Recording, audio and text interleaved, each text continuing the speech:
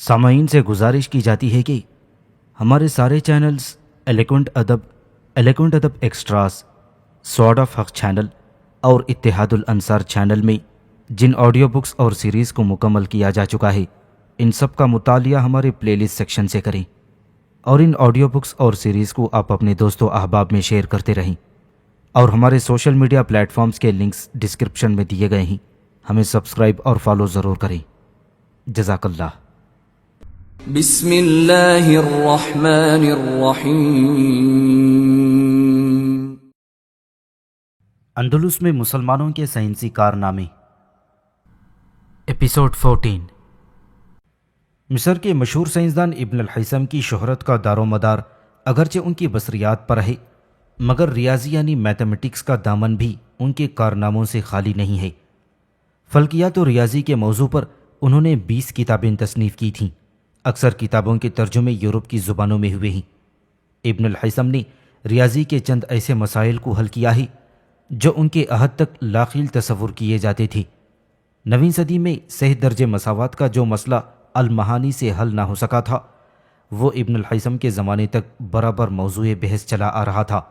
ان کے زمانے میں یا کچھ پہلے الخزن نے مسئلہ المہانی کا حل نکالا تھا، لیکن ابن الحیثم نے اسے اپنی طور پر حل کرنے کی کوشش کی اور وہ خطۂ مخروطات کے ذریعے اس مسئلے کو حل کرنے میں کامیاب ہو گئے تھے۔ مسئلہ المہانی کے علاوہ ابن الحیثم نے ریاضی کے جو مسائل حل کیے ہیں، ان کے متعلق ابھی تک مکمل تفصیلات کم از کم مشرق میں سامنے نہیں آئی ہیں، البتہ مغربی ماخذوں میں ان کی طرف اشارے کیے گئے ہیں۔ مثلاً انسائکلوپیڈیا بریٹانیکا میں میتھمیٹکس کے ذیل میں لکھا ہے، عظیم سائنسدان الحزن نے مماثلات سے متعلق مسائل اس طریقے سے حل کیے ہیں جسے اب ولسن تھیورم کہا جاتا ہے۔ جے ورنٹ کا بیان ہے کہ ابن الحیثم نے اپنی تحریر مقالہ فی استخراج سمت القبلہ میں وہ قانون قائم کیا ہے جسے تھیورم آف کو ٹینجنٹ کہتے ہیں، اور ابن الحیثم کی اس تحریر کا ترجمہ سی شوائے نے جرمن زبان میں کیا ہے۔ ریاضی میں ابن الحیثم کی زیادہ شہرت اس مسئلے کی بنا پر ہے جو 17ویں صدی سے لے کر آج تک انہی کے نام سے معروف چلا آ رہا ہے۔ اسے ابن الحیثم کا مسئلہ یا مسئلہ الحزنس پرابلم کہا جاتا ہے۔ یہ مسئلہ ان کی شہرہ آفاق تصانیف کتاب المناظر کی 5ویں مقالے میں زیر بحث آیا ہے، جسے ورنٹ کتاب المناظر کا تذکرہ کرتے ہوئے لکھتے ہیں، In the 5th مقالہ Alhazen's mathematical genius attained its highest development when he resolved the problem which today bears his name. 2 points A and B are fixed on the plane of a circle with center O and the radius R. Find in the circle, idealize in the mirror, the point M where the ray of light emitted by A must be reflected in order that it may pass through B. Alhazen's demonstration, which is very complex, leads to an equation of 4th degree, which he resolves by the intersection of an equilateral hyperbola with a circle.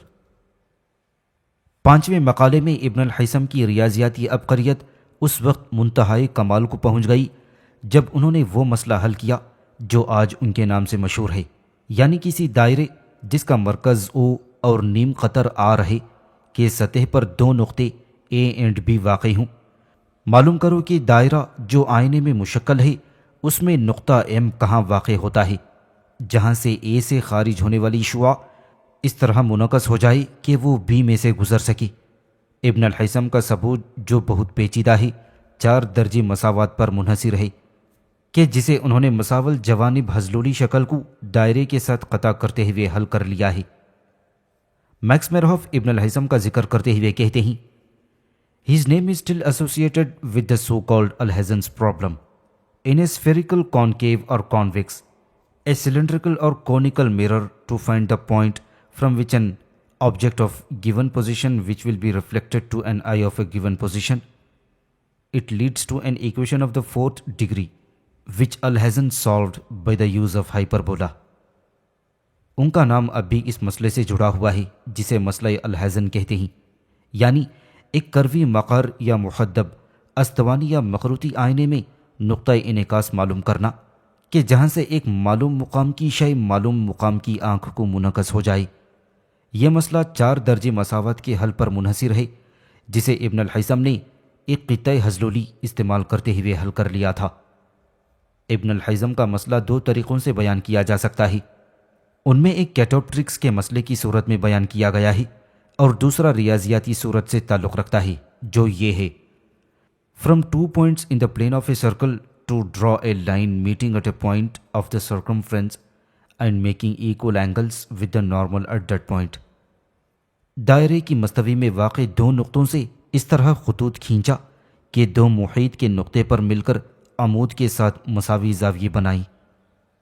علوم ریاضیہ میں ابن الحیثم کی خدمات اسی طرح شک و شبہ سے بالاتر ہیں کہ جس طرح بصریات میں ان کے کارنامے مسلم ہیں، مگر ان کی ریاضیاتی عبقریت کا صحیح اندازہ اس وقت تک نہیں لگایا جا سکتا جب تک کہ ان کی تمام تحریروں پر تحقیق نہ کی جائے، اور اس دور میں یہ کام چندہ مشکل نہیں۔ 11ویں صدی کے نصف اول کو سارٹن نے البیرونی کا دور کہا ہے، جو ان کے خیال میں بحیثیت مجموعی تاریخ کے عظیم ترین سائنسدانوں میں سے ایک ہیں۔ البیرونی ایک بے لاگ مفکر، انصاف پسند شخصیت ہونے کے علاوہ بہت بڑے ہمہ جہت فاضل تھے۔ انہوں نے اپنے زمانے کے تمام علوم پر قدم اٹھایا ہے۔ ریاضیات کے باب میں ان کی اصل خدمات تکونیات سے تعلق رکھتی ہیں، مگر اس کا مطلب یہ نہیں کہ انہوں نے حساب، الجبرا اور ہندسہ کو نظر انداز کیا۔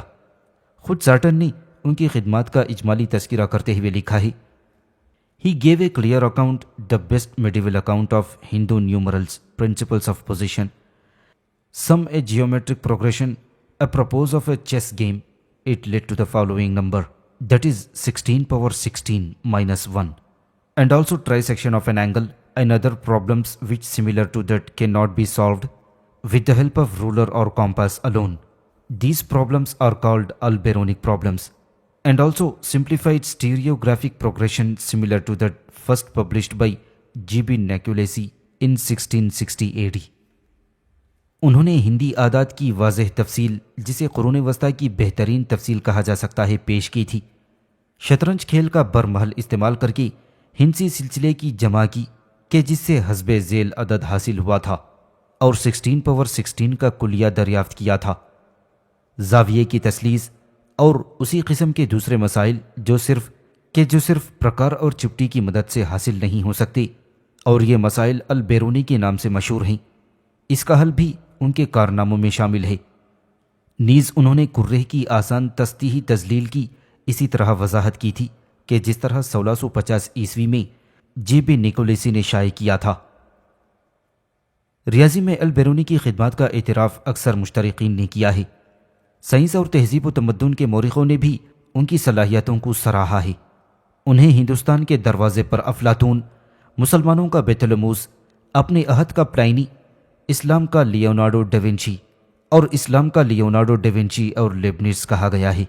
جرمن فاضل پروفیسر ایڈورڈز خات کا بیان ہے کہ البیرونی کی تصنیفات میں ان کی تخلیق کا دائرہ اتنا وسیع ہے کہ اس کے بیان کے لیے کئی نسلیں درکار ہوں گی۔ البیرونی کی موت کے ساتھ ہی مسلم ریاضی کی زرین دور کا اہم حصہ اختتام کو پہنچا۔ یہ صحیح ہے کہ ان کے بعد بھی مسلمانوں میں انگنت ریاضی دان پیدا ہوئے ہیں، مگر ان میں سوائے عمر خیام کے کوئی ایسا نہ تھا جو ابن الحیثم، ابن یونس یا البیرونی کی جگہ لے کر ان کی شاندار روایات کو آگے بڑھاتا۔ تنہا عمر خیام کا جہاں تک تعلق ہے، وہ اپنے عہد میں دنیا کے سب سے بڑے ریاضی دان گزرے ہیں۔ وہ 440 ہجری میں اسی سال نیشاپور میں پیدا ہوئے تھے کہ جس سال البیرونی نے انتقال کیا تھا۔ انہوں نے نیشاپور میں تعلیم پائی، بلخ میں جوانی گزاری، کچھ عرصہ سمرقند میں رہنے کے بعد اصفہان چلے گئے۔ زندگی کا بیشتر حصہ وہیں گزارا، بعد میں اصفہان چھوڑ کر مرو کی سکونت اختیار کر لی۔ آخر میں یہاں سے بھی پھر اپنے آبائی شہر نیشاپور چلے گئے، جہاں 515 ہجری میں یا بروایت دیگر 526 ہجری میں راہی ملک عدم ہوئے، اور ان کی خبر نیشاپور میں ہے۔ عمر خیام پوری دنیا میں اپنی رباعیات کے لیے مشہور ہیں، مگر اکثر لوگ اس سے بے خبر ہیں کہ رباعیات میں مست اور لاابالی نظر آنے والے یہ عمر خیام عظیم ماہر فلکیات، بے مثال ریاضی دان اور بلند پائے کے فلسفی تھے۔ سارٹن نے 11ویں صدی کے نصف دوم کو عمر خیام کا دور قرار دیا ہے، اور یہی ان کے مقدمے کی پہلی جلد کے آخری حصے کا عنوان ہے۔ ریاضی میں عمر خیام کی اصل شہرت ان کی الجبرائی تحقیقات کی بنا پر ہے۔ انہوں نے الجبرا کے موضوع پر جو 2 کتابیں تحریر کیں، ان میں سے ایک کا ترجمہ فرینچ میں کیا جا چکا ہے جو 1851 عیسوی میں پیرس میں شائع ہوا تھا۔ الخوارزمی 2 درجی مساواتوں کو زیر بحث لایا ہے اور عمر خیام نے اپنی تحریروں میں مکعب مساواتوں پر بھی گفتگو کی ہے۔ ان کی الجبرا کا زیادہ تر حصہ مکعب مساواتوں پر ہی مشتمل ہے۔ عمر خیام نے تیسرے درجے کی 27 قسمیں دی ہیں جو 4 طبقوں میں تقسیم کی گئی ہیں۔ ان میں سے آخری 2 طبقے صحر رقمی اور 4 رقمی مساواتوں پر مشتمل ہے۔ تیسرے درجے کی مساواتوں کو حل کرنے میں عمر خیام نے جو طریقہ اختیار کیا ہے وہ بعد میں مغرب کے ریاضی دان ڈیکارٹ کے یہاں تقریباً اسی طرح کا استعمال ہوا ہے۔ کارزوف کا کہنا ہے This method of solving equations of the third degree is again found almost identically in the geometry of Descartes۔ تیسرے درجے کی مساواتوں کے حل کرنے کا یہ طریقہ تقریباً ہو بہو ڈیکارٹ کی تصنیف جیومیٹری میں پایا جاتا ہے۔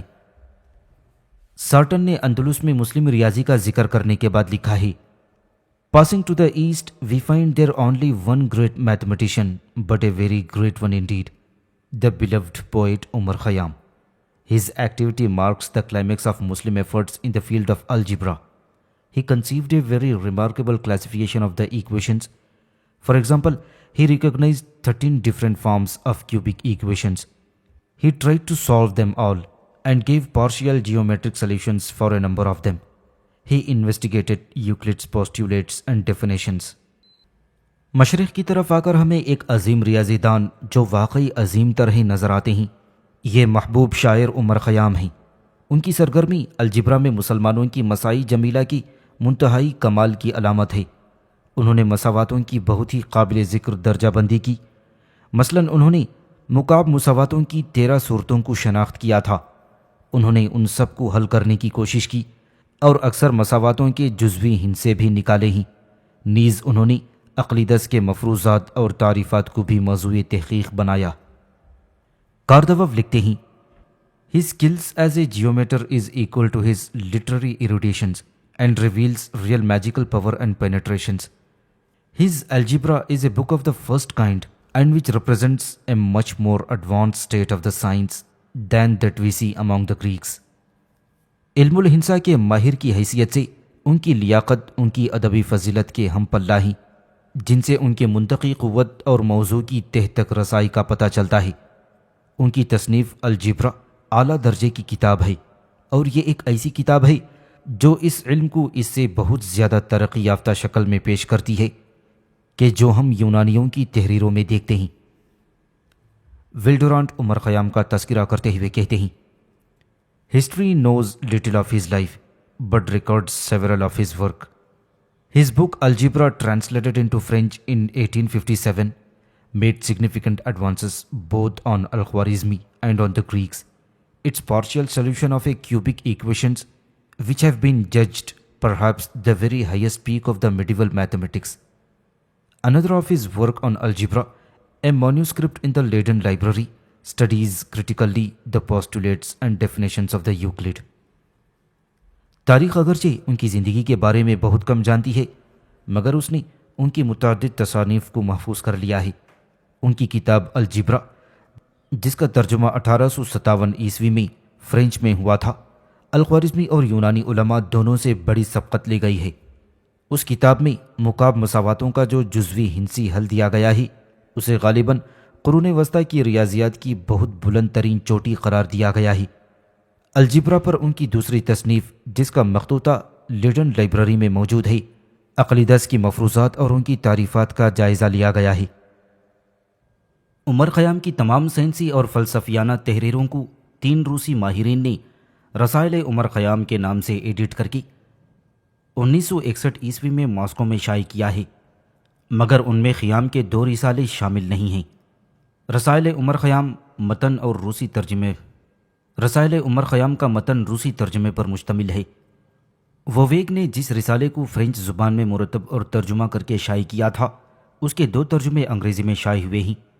ایک ترجمہ دا الجبرا آف عمر خیام کے عنوان سے 1931 عیسوی میں نیو یارک میں شائع ہوا تھا جس کے مترجم DS کاسیر ہیں۔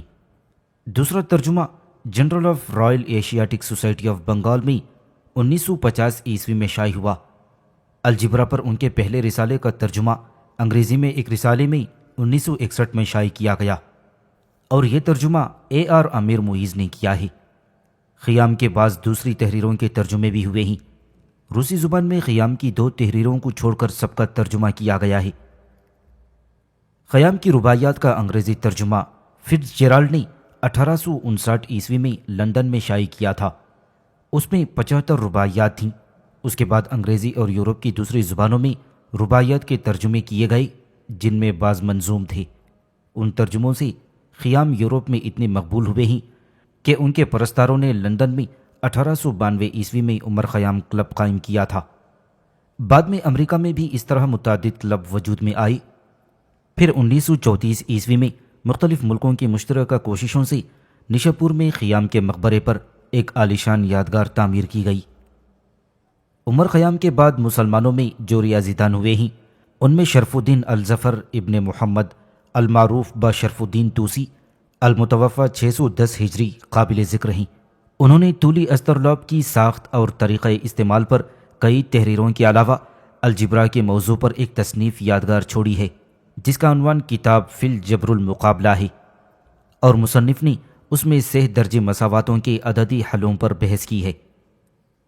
شرف الدین توسی کے ہم وطن محمد بن الحن المعروف با نصیر الدین توسی، جن کا شمار عظیم ریاضی دانوں میں ہوتا ہے، جنہوں نے حساب کے موضوع پر جوامع الحساب بالتخت الوتراب کے نام سے ایک شاندار کتاب تحریر کی تھی، جسے ہندی عادات کے فروغ میں اہم موڑ قرار دیا جا سکتا ہے۔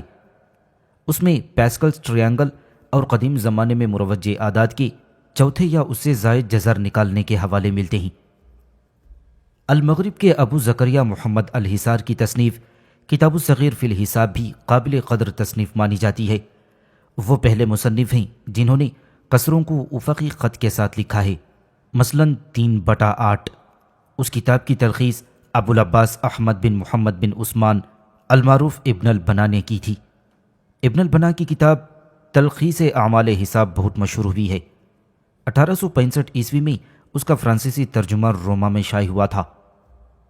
اسلامی مغرب کے علم الحساب کو متعارف کروانے میں ابو عبداللہ یعیش بن ابراہیم اندلوسی، جن کی تصنیف مراسب الانتصاب فی العلم الحساب مشہور رہی ہے، یہ کتاب اس لحاظ سے بڑی اہم ہے کہ اس میں نظریہ عادات پر روشنی ڈالی گئی۔